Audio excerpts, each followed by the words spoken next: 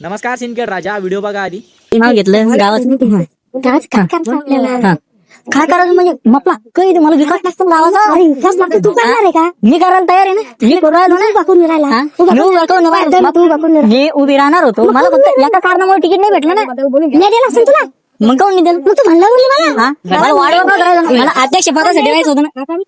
काय करायचं आपल्याला कुठाने काय काम व्हिडिओमध्ये दाखवला गेलेला मुद्दा म्हणजेच माझा आवाज दाबण्याचा प्रयत्न करत आहे. तसंच नाही तर यानंतरही मला असं व्हिडिओ काढू नको वगैरे भरपूर काही बोललेलं आहे. अख्खी माझ्याकडे 1.5 ते 2 मिनिटाची क्लिप आहे, त्याच्यामध्ये मी भरपूरसं काही बोललेलो आहे. तेवढंच नाही तर सिंदखेड राजाविषयी जे काही अपडेट्स आहे मी तुम्हाला देणार आहे. मला तुमचा सपोर्ट ठेवा. तसंच आपल्या सिंदखेड राजाचे जे पब्लिक पेज आहे, सिंदखेड राजा अपडेट, सिंदखेड राजा कर, सिंदखेड राजा, त्यानंतर सिंदखेड राजा, आपला सिंदखेड राजा, असे भरपूरसे 3-4 प्रमाणे पेजेस आहे.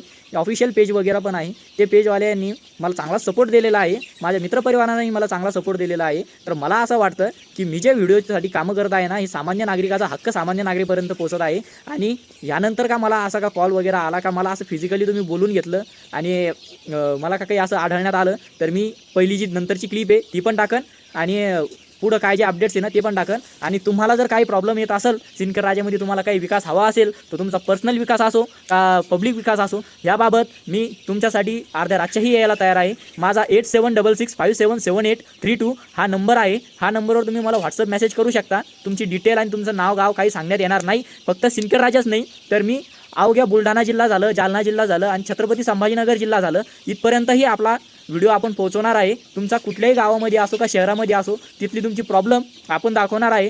तर आपलं तुमची काही प्रॉब्लेम असेल तर तुम्ही मला नक्कीच संपर्क करा.